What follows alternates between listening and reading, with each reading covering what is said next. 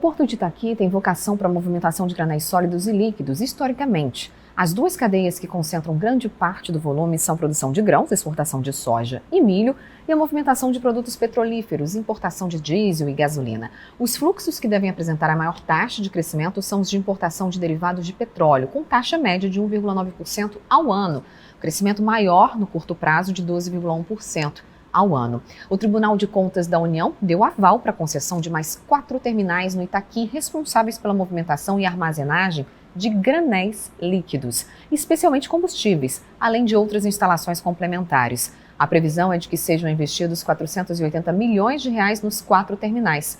Agora eu quero saber dos nossos convidados qual a perspectiva para essa movimentação, de granéis líquidos, de derivados de petróleo ao longo prazo.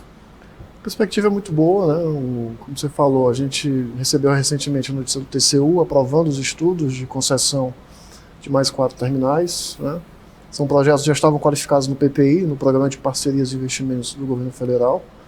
Estudos que nós protocolamos lá no Ministério em 2018, final de 2018, seguindo o rito normal aí dos processos de concessão, Análise por parte do Poder Concedente, Ministério da Infraestrutura, análise por parte do Poder Regulador, agora o aval do TCU.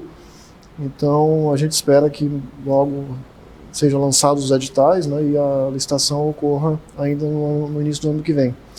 E aliado a esses investimentos futuros, são 480 milhões de investimentos robustos em expansão da movimentação de tancagem no porto.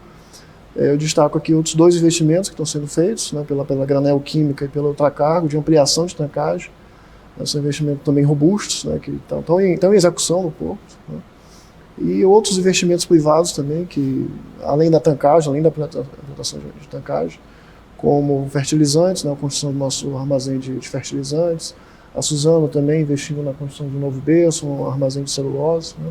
Então, de forma que nós temos aí entre investimentos da IMAP, recursos públicos e recursos privados, quase 1,4 bilhão de investimentos, boa parte já em execução, boa parte já vim com esse exemplo aí dos terminais de combustível. E a perspectiva, a gente segue uma tendência de mercado, Então a gente sabe que não há perspectiva de investimento em refinaria no país nos próximos anos, Isso é uma realidade. Se houver uma perspectiva, a gente sabe que daqui que se faça um projeto, que se licite um projeto, se execute um projeto de refinaria, isso leva tempo. Pelo menos 10 anos. Pelo menos 10 anos, e o país tem que suprir essa lacuna de alguma forma.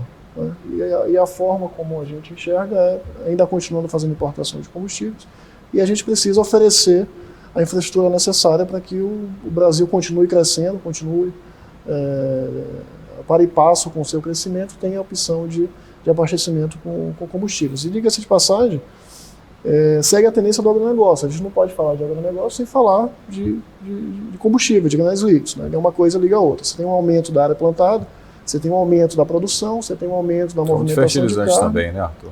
Fertilizante é a mesma coisa. Então esse aumento, por exemplo, da movimentação de fertilizantes, a gente deve fechar um ano aí com 2,6 milhões de movimentação de fertilizantes. Ano passado fechamos com 2 milhões, um aumento aí de mais de 25%, um pouco mais de 25%. Então segue um cenário de expansão do agronegócio, não só do Maranhão, mas de toda uma região do Arco Norte.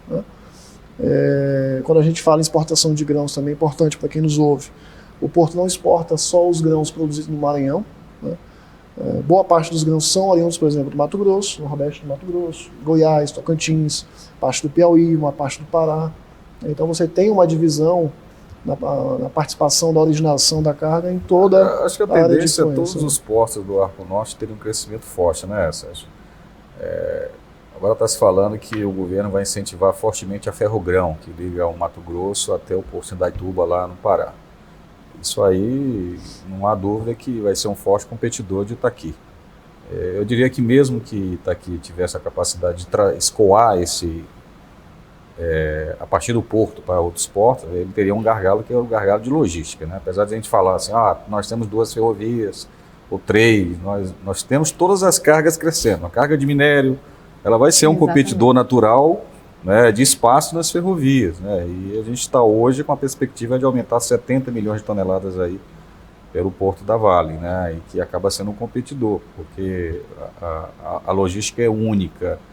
E aí eu pergunto, Sérgio, será que isso vai acompanhar a logística ou retrologística portuária, vai acompanhar todo esse crescimento de exportação ou de potencial exportação do agronegócio e de minério também? Arthur, a sua pergunta é muito interessante, né? E a resposta é complexa, né? Para toda pergunta interessante tem uma resposta complexa, porque ela envolve um conjunto de respostas e soluções, né?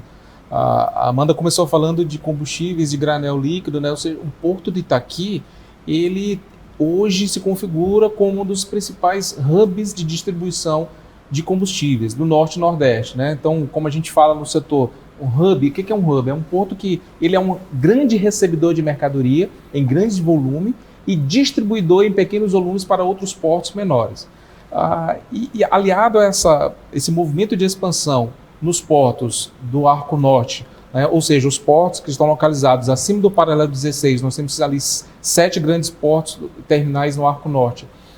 Esse aumento de competitividade traz uma dinâmica muito interessante, traz uma maior competitividade, e eu adoro competitividade porque é um dos maiores indutores de eficiência e de produtividade. Para todo o setor conseguir acompanhar isso, eu acredito que o governo, falando da parte do setor público, ele deveria ser mais célere. O Arthur acabou de dar um exemplo aqui, que foi enviado o projeto de novos arrendamentos para o Ministério em 2018 e demorou-se 2 anos. 2 anos Já para passou ser... rápido, não foi rápido.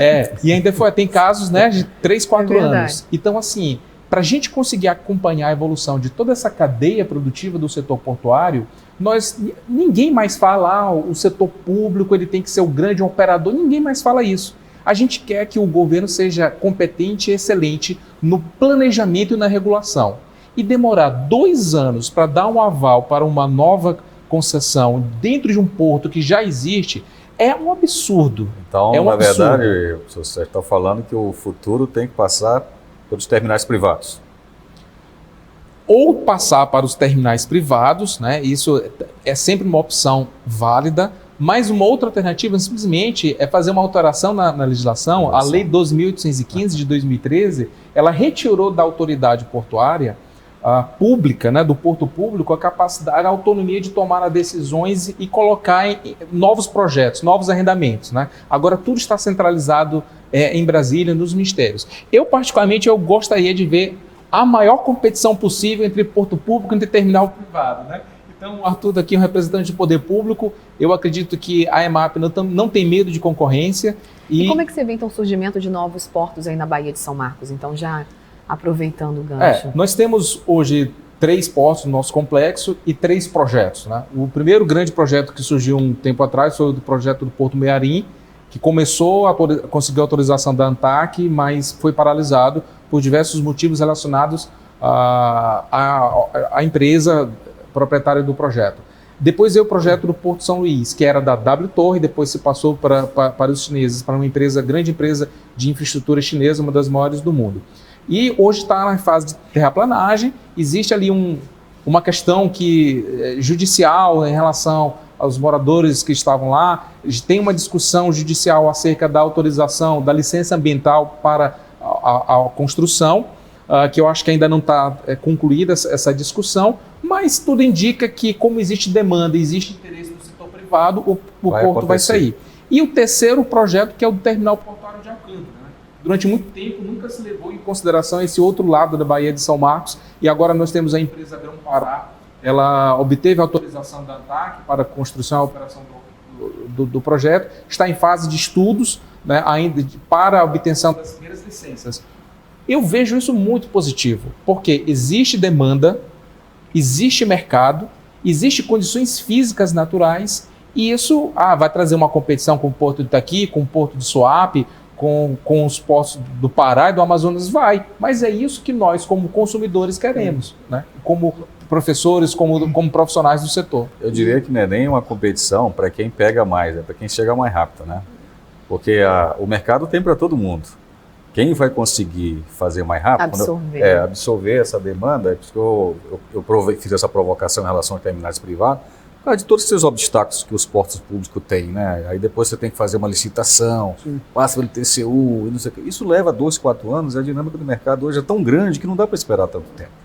E ainda na provocação com relação aos portos privados, se a gente fazer uma comparação entre porto público e privado, claro, nós enquanto privados, se a gente tirar essas amarras de licitação, de 12.815 para modelagem talvez de concessão, nem tirar, serem mais céleres, né? Se a gente, colocando isso de lado e fazer uma comparação entre porto público e privado, modéstia à parte, eu falo sem medo de errar que a gente está muito para e passo com uma iniciativa privada enquanto gestão na IMAP, né? Recentemente a gente recebeu a nossa terceira certificação ISO, a certificação da 27001, que fala sobre sistema de segurança da informação. Já éramos o único porto público do Brasil com 2 certificações ISO, de gestão e de meio ambiente, e agora somos o único com 3, né, da parte de segurança da informação. E também, recentemente, 15 dias atrás, nosso presidente Ted Lago recebeu lá em Brasília o prêmio do Portos Mais Brasil, que nos colocou em segundo lugar, né, em gestão entre todos os portos do Brasil, e fazendo jus à nossa visão, do nosso planejamento estratégico, que é ser referência de gestão portuária até 2022, eu acho que a gente está trilhando aí no caminho certo. E nós nem as falamos, perspectivas são bem Amanda, positivas. do prêmio que o professor Sérgio, a equipe dele, tirou recentemente, um prêmio nacional. Infelizmente o tempo está acabando, né? Já estamos Mas estourando queria aproveitar aqui tempo. e parabenizar o Sérgio, toda a sua equipe lá. Obrigado, Arthur. Nós ganhamos uma competição nacional, um hackathon de inovação tecnológica no setor portuário, uma competição com mais de 1.100 participantes, uma equipe aqui do Maranhão, a DL Portos, ao qual eu faço parte. Ganhamos a competição, desenvolvemos um software para análise da competitividade da operação portuária, vamos criar uma startup para ofertar essa solução ao mercado e muito obrigado, estamos muito contentes. Que bom, gente, parabenizo vocês, muito obrigada pela entrevista, por conceder um pouquinho do tempo para bater esse papo aqui com a gente, obrigada pela participação. A gente fica por aqui, nosso agradecimento especial ao nosso patrocinador, Comar Participações e Investimentos. Para mais informações e conteúdos exclusivos, siga nossas redes sociais Negócios na Pauta no Instagram. No YouTube você confere na íntegra todos os nossos programas. Muito obrigada pela participação e até a próxima pauta.